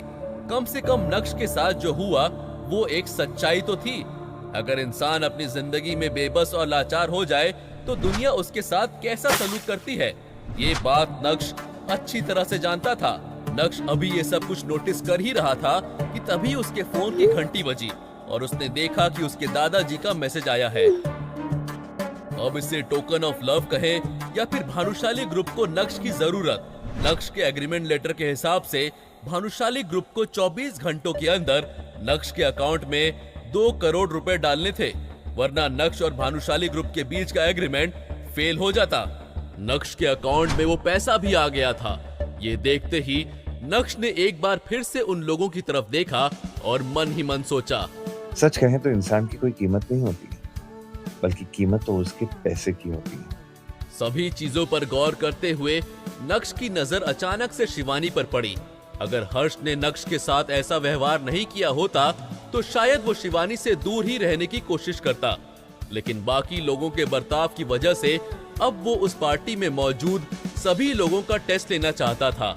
देखना चाहता था कि आखिर इनमें से कौन सच्चा है और कौन बेईमान है। तभी नक्श बार काउंटर की तरफ चला गया और धीरे धीरे शिवानी की तरफ बढ़ने लगा। जैसे ही वो शिवानी के पास पहुंचा, उसने वो वाइन का गिलास शिवानी की तरफ बढ़ाते हुए बोला, शिवानी। शिवानी ने नक्श की तरफ देखा कि तभी उसकी एक फ्रेंड ने उसके गले में हाथ डालते हुए कहा, हाय, हाउ आर यू? कैसी हो? हालचाल तो होते रहेंगे। अभी की लेटेस्ट न्यूज के बारे में पता है सबको? भाई साहब, हमारी शिवानी भानुशाली कंपनी के साथ कॉन्ट्रैक्ट साइन करने वाली है। और सबको ये तो पता ही होगा कि भानुशाली कंपनी यहाँ की सबसे बड़ी कंपनी है। और जैसे ही कॉन्ट्रैक्ट साइन करेगी, हमारी शिवानी सुपरस्टार बन जाएगी। Thank you very much. Shivani के भानुशाली ग्रुप के साथ कॉन्ट्रैक्ट साइन करने वाली खबर ने पूरे पार्टी हॉल में तहलका मचा दिया था। क्या बात कर रही हो?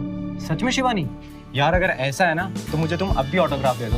अब भी जाके बताऊंगा कि शिवानी द सुपरस्टार मेरी क्लासमेट रह चुकी है। भाई एक ऑटोग्राफ तो हमारा भी बनता है। Stop it, Harsh. I'm really happy for you. Thank you so much. Let's party, yeah? Yeah, sure. Let's go, guys. जहां एक तरफ सभी शिवानी से ऑटोग्राफ मांग रहे थे, वहीं पीछे खड़ा नक्श सोच रहा था कि जिस कंपनी के दम पर आज ये लोग इतनी खुशी मना रहे हैं, कल वही कंपनी मेरी होने वाली है। अगर आज शिवानी ने तेवर दिखाया तो आगे जाकर उसे भी कई सारी मुश्किलों का सामना करना पड़ सकता है। इस वक्त नक्श के लिए ना तो शिवानी बचपन का प्यार थी और ना ही एक अच्छी दोस्त। नक्श अपने दोस्तों के प्रति जिस भरोसे और विश्वास के साथ इस पार्टी में आया था, वो पूरी तरह से टूट चुका था। नक्श देखना चाहता था कि इतनी रिस्पेक्ट मिलने के बाद इंसान के पैर जमीन पर टिकते हैं या नहीं, और नक्श को शिवानी की हरकत देखकर जवाब मिल गया था, क्योंकि शिवानी पूरी तरह से हवा में उड़ रही थी, इस बात से अनजान कि जो शख्स अभी उसके पास में बैठा है वो भानुशाली ग्रुप का अगला सीईओ है। नक्श, क्या तुम ये चेयर वेकेट कर सकते हो? एक्चुअली मेरी फ्रेंड अभी पार्टी में आई है ना, और मुझे उससे बहुत सारी बातें करनी है। I hope you will understand. हाँ, तुम्हारी फ्रेंड यानी बेस्ट फ्रेंड, राइट? तुम्हारी बेंच पार्टनर प्रियंका। हाँ, वो पार्टी में आई, मगर वो तो ऑलरेडी वहां बैठी हुई है।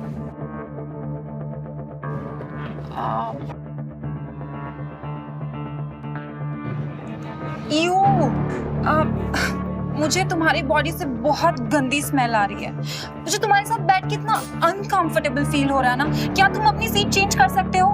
जब नक्श ने अपनी बॉडी को स्निफ किया तो उसे तो ऐसी कोई स्मेल नहीं आई, आती भी कैसे। इस पार्टी में आने से पहले नक्श अच्छी तरह से तैयार हुआ था। अब तो ऐसा लग रहा था जैसे इस लड़की की नाक में ही कोई दिक्कत है। शू बात करे थे शिवानी? नक्श भाई नहा के नहीं आया क्या? ये तू अपना काम कर। छोड़ो यार, नक्श हमारा पुराना क्लासमेट रह चुका, हमें उसे समझना पड़ेगा गाइस। उसके कपड़ों को देखो, उसके कपड़ों का कलर भी फेड होता जा रहा है। इससे साफ पता चलता है कि नक्श बहुत मेहनत वाला काम करता है, और ऐसे में बॉडी से स्मेल नहीं आएगी तो क्या खुशबू आएगी? तुम हटो, तुम मेरी जगह जाके बैठो। तुम शिवानी को बीमार कर दोगे। नक्श, छोड़, चल चल चल, कम। शू बात करे छी? पागल हो गया भाई? शिवानी अच्छी लड़की नहीं है, क्यों मुसीबत अपनी कर ले रहा है? छोड़ना उसको यार। तू कितने टाइम के बाद मिल रहे हैं यार, आज तो दबा के पियेंगे। ले पी। नक्श के पुराने क्लासमेट्स में से एक हार्दिक ही था जो नक्श को अच्छे से ट्रीट करता था। जब भी स्कूल में हार्दिक को बुलाया गया तो नक्श उसे बचाने के लिए हमेशा पहुंच जाता था। अब आप लोग इन दोनों की दोस्ती के बारे में तो समझ ही गए होंगे। दिल की दोस्ती के अपने ही स्वैग होते हैं जनाब। डीजे वाले गाना तो बजा दे। नो गाना, ओनली खाना। गाइस गेम खेलते हैं। Let's go. क्या शिवानी, अब तो तुम स्टार बनने वाली हो। एक परफॉर्मेंस हमारे लिए भी बनता है यार। डोंट बी शाय यार, come on guys. Shivani, Shivani, Shivani, Shivani, Shivani. Okay okay okay okay. हाँ कर रही है। For you guys.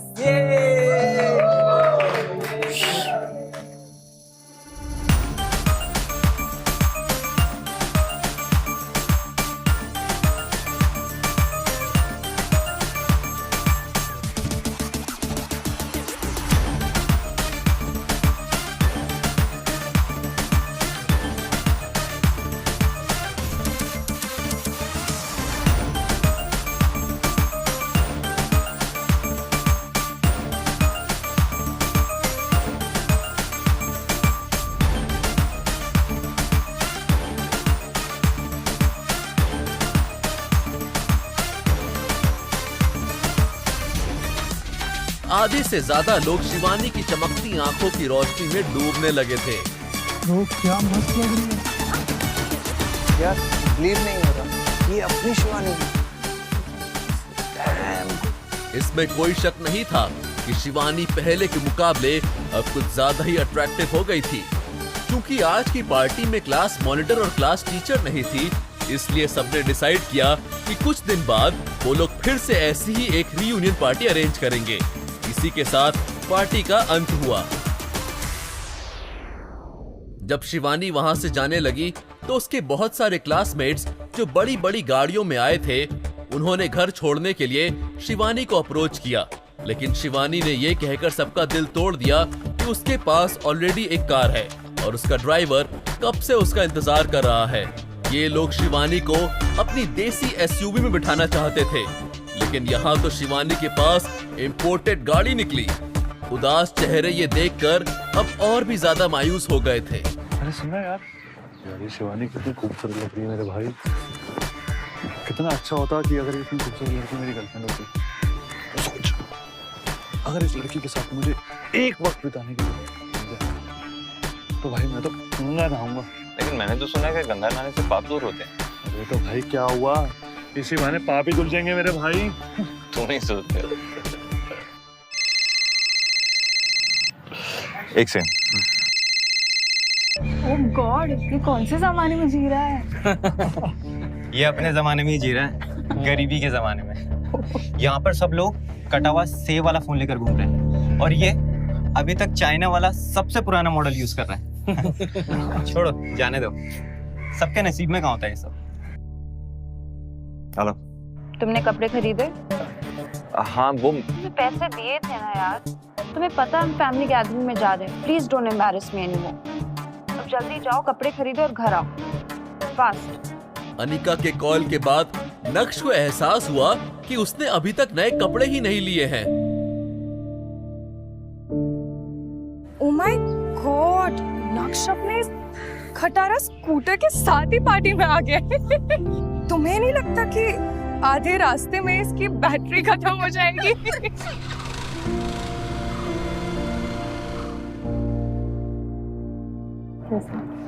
Like what? You have to call Mr. Agarwal. Hello ma'am, ये हमारे बॉस की तरफ से छोटा सा तोहफा आपके लिए। आप कौन? मैम, हमारे बॉस ने भेजा ये। क्या बात है मैम, बॉयफ्रेंड की तरफ से गिफ्ट। वाकई में अनिका ने अपने एम्प्लॉयज को बोलने की काफी छूट दे रखी थी। ज्यादा बकवास मत करो, मेरा कोई बॉयफ्रेंड नहीं है। आपके बॉस कौन है? सॉरी मैम, हमारे बॉस ने बोला है कि उन्हें पूरी उम्मीद है कि आप उनकी आइडेंटिटी को गैस कर लेंगी। ये तोहफा सिर्फ और सिर्फ आपके लिए है और मुझे पूरी उम्मीद है आज की रात आपकी शानदार जाएगी। कि उसे एक्साइटेड होना चाहिए या नहीं, क्योंकि वो इस गिफ्ट बॉक्स के सेंडर को नहीं जानती थी। खैर, अपने कंफ्यूजन को साइड में रखते हुए जैसे ही अनिका ने उस गिफ्ट बॉक्स को खोला, वैसे ही अनिका दंग रह गई।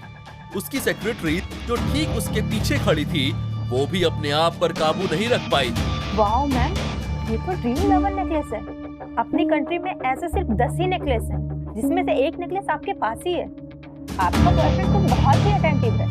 अनिका की नजर जैसे ही उस नेकलेस पर पड़ी, वैसे ही उसे पता चल गया था कि ये एक असली ड्रीम लवर नेकलेस है, क्योंकि उसे ये नेकलेस बचपन से ही बहुत पसंद था और उसे dream lover rare diamond necklace के बारे में डिटेल जानकारी भी थी।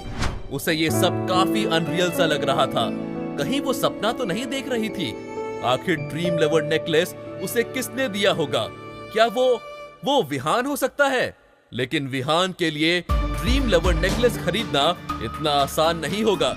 कहीं ऐसा तो नहीं कि विहान को नक्श की बातों का कुछ ज्यादा ही बुरा लग गया हो और वो अनिका के सामने अपने आप को महान दिखाने के लिए अपनी सारी सेविंग्स इस ड्रीम लवर में लगा बैठा। ये सब सोचते हुए अनिका के दिल में कुछ कुछ होने लगा था और ये कुछ कुछ विहान को लेकर हो रहा था। अनिका अंदर ही अंदर बहुत टच्ड फील कर रही थी। You can leave now. Thank you.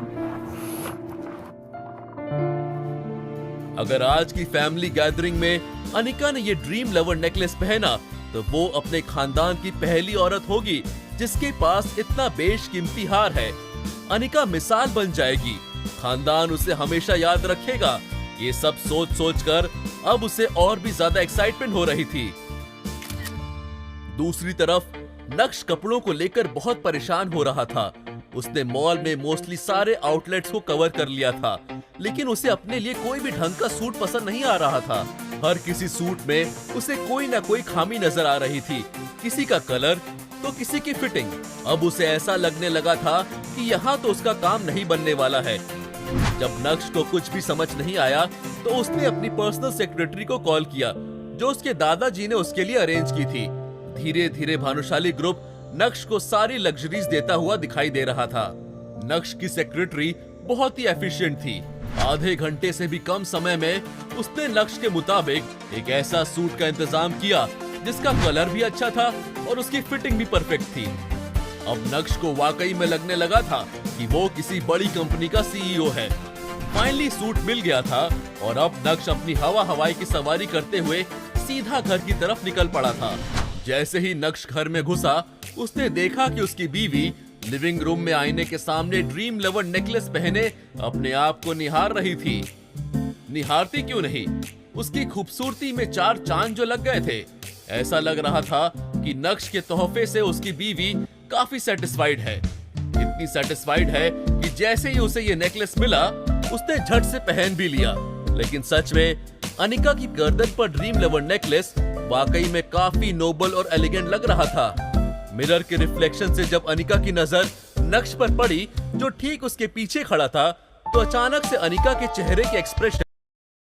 Anika ने अपना ध्यान अपने कपड़ों की तरफ डाला जो उसने आज की फैमिली गैदरिंग के लिए पहने थे। एक तरह से अनिका ने नक्श के एग्जिस्ट पहने थे। अनिका की गर्दन पर ड्रीम लवर नेकलेस वाकई में काफी नोबल और एलिगेंट लग रहा था। मिरर के रिफ्लेक्शन से जब अनिका की नजर नक्श पर पड़ी, जो ठीक उसके पीछे खड़ा था, तो अचानक से अनिका के चेहरे के एक्सप्रेशंस बदल से गए। अनिका ने अपना ध्यान अपने कपड़ों की तरफ डाला जो उसने आज की फैमिली गैदरिंग के लिए पहने थे। एक तरह से अनिका ने नक्श के एग्जिस्टेंस को पूरी तरह से नजरअंदाज कर दिया था। आपको क्या लगा, अनिका नक्श को देखकर खुशी से झूम उठेगी? कैसे, क्यों? अनिका को तो पता ही नहीं था कि उसे ये नेकलेस नक्श ने दिया है। उसके हिसाब से तो ये नेकलेस फिहान ने दिया है। अनिका, मुझे जब भी रेड डायमंड नेकलेस मिलेगा ना, मैं डेफिनेटली तुम्हारे लिए लेके आऊंगा। चित्रा जो चेयर पर बैठकर टीवी देख रही थी, जब उसका ध्यान नक्श के हाथ में उस काले हैंडबैग पर गया, तो उसने चौंकते हुए नक्श से कहा, इसमें क्या है? तुम्हारे कपड़े? जल्दी जाओ और चेंज करो, हमें 5 मिनट के अंदर अंदर निकलना है। सारुछे, मैं अभी चेंज करके आता हूँ। नक्श ने चित्रा से कहा और तुरंत ही अपने कमरे की तरफ निकल पड़ा। चित्रा ने उसे सिर्फ 5 मिनट का समय दिया था। उन 5 मिनट में जितना जल्दी हो सकता था, नक्श ने अपने मुंह हाथ धोए, कपड़े बदले और कमरे से बाहर आ गया। जब चित्रा की नजर नक्श पर पड़ी, जिसमें उसने ग्रे कलर का रॉयल सूट पहना था, तो उसकी आंखों में एक अलग ही लेवल का सेटिस्फैक्शन देखा जा सकता था। सूट बुरा नहीं है, पहली बार जवेरी खानदान के दामाद लग रहे हो, वरना हमेशा बुझे हुए चिराग लगते हो। नक्श, जल्दी करो, मुझे तुम्हारे वजह से वापस लेट नहीं होना। अनिका के चेहरे पर कोई खुशी नजर नहीं आ रही थी। भले ही नक्श आज कितना ही हैंडसम क्यों न लग रहा हो, लेकिन अनिका उसे हमेशा की तरह दबा ही रही थी। नक्श ने कार ड्राइव की और जल्द ही वो तीनों जावेरी खानदान के मैंशन में पहुंच गए थे। मैंशन के पार्किंग लॉट में पहले से ही 10 से 12 शानदार लग्जरियस कार्स खड़ी थी। ऐसा लग रहा था जैसे महंगी गाड़ियों का एग्जीबिशन हो। चित्रा ने ब्राउन कलर की लॉन्ग ड्रेस पहनी थी।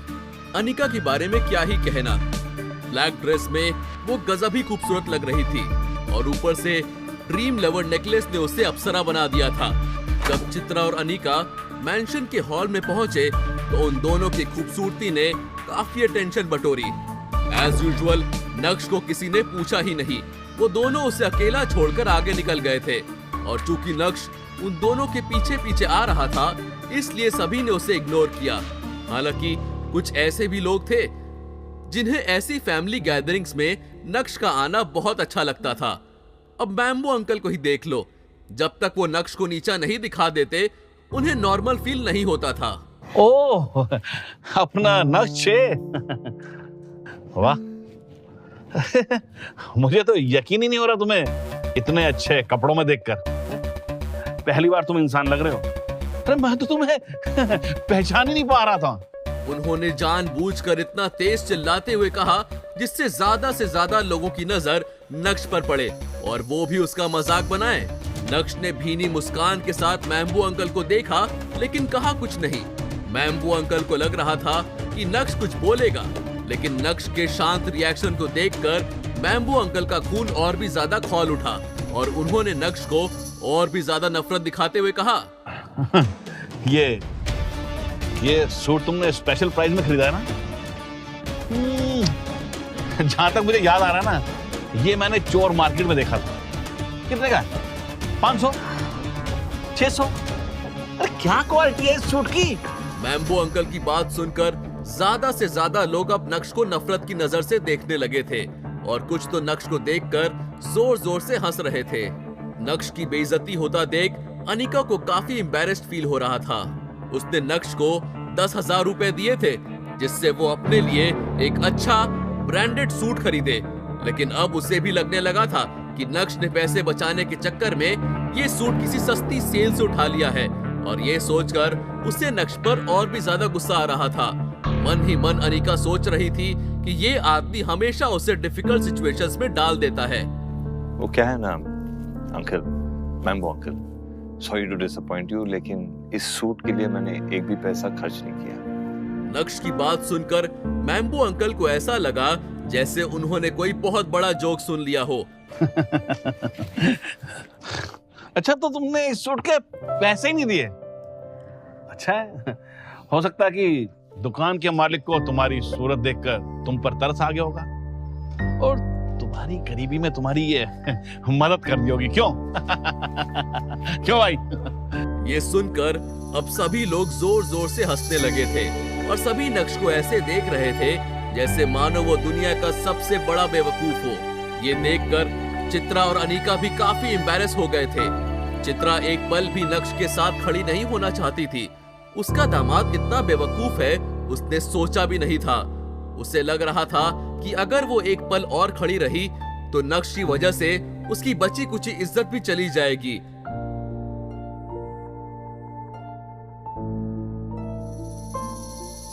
अगर बात करने का सही तरीका तुम्हें नहीं आता है ना, तो बात मत कर, शांति से जाके किसी कोने में बैठ जाओ।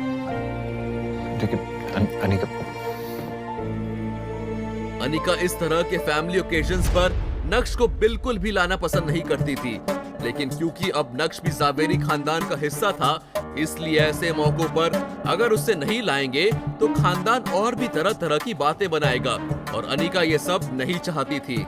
इसलिए हमेशा की तरह उसे नक्श को मजबूरी में लाना ही पड़ता था और नक्श की वजह से उन्हें हमेशा इसी तरह से एम्बैरेस होना पड़ता था।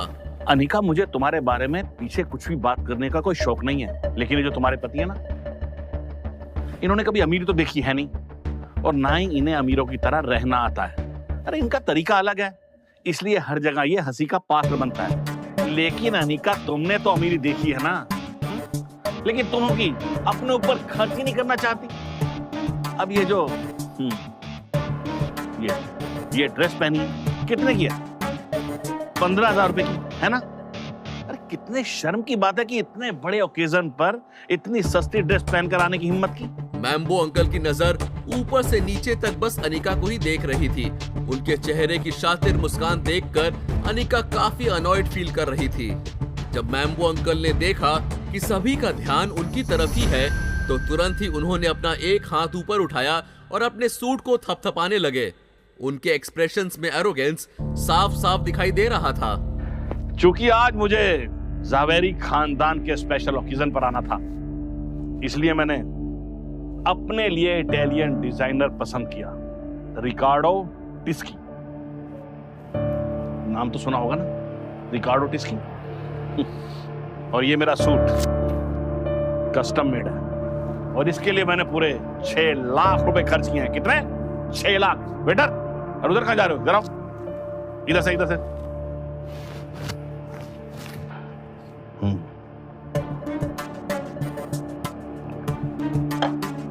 किसके लिए 6 लाख खर्च किए? जावेरी खानदान के स्पेशल ओकेजन पर आने के लिए। Family and dignity comes first for me. वाह, 6 लाख रुपए का कस्टम मेड सूट, वो भी इटालियन डिजाइनर का। वाह। मैम्बो अंकल की बात सुनकर सभी लोग शॉक थे। वैसे शॉक होने जैसा कुछ नहीं था। मैम्बो अंकल इटली में ही रहते थे। वहाँ उनका टेक्सटाइल्स का बिजनेस है और बिजनेस काफी अच्छा चल रहा है। इटली की करेंसी में पैसा देना और इंडिया आकर इंडियन करेंसी बांटकर वाहवाही लूटना, ये उनकी बहुत पहले की प्रैक्टिस थी। और जावेरी खानदान में भरे एक से एक नमूने उनकी इस प्रैक्टिस को समझ ही नहीं पाए थे। जब मैम्बो अंकल ने देखा कि सभी लोग उन्हें जलन की नजरों से देख रहे हैं, तो उनके दिल को एक अजीब सुकून मिला। मैम्बो अंकल ने जानबूझकर अनिका का मजाक बनाया, जिससे सभी लोगों का ध्यान उन पर और उनकी अमीरी पर ही टिका रहे। कोई भी अनिका या उसके परिवार को ना देखे या फिर तारीफ करे। नक्श उनके काम को वैसे ही आसान बना देता था और आज तो उन्होंने अनिका पर भी हमला कर दिया और सभी के सामने अनिका को बेवकूफ बता दिया। मैम्बो अंकल की इस हरकत का कोई जवाब देगा या फिर अनिका उनकी इस हरकत को चुपचाप सहन कर लेगी? क्या नक्श अपनी बीवी के बीच में आएगा और मैम्बो अंकल की छुट्टी कर देगा, या फिर अनिका और चित्रा नक्श को बोलने का मौका ही नहीं देंगे? क्या अनिका का परिवार जावेरी खानदान के इस स्पेशल ओकेजन को छोड़कर चला जाएगा, या फिर इस पार्टी में अभी और भी धमाल देखना बाकी है?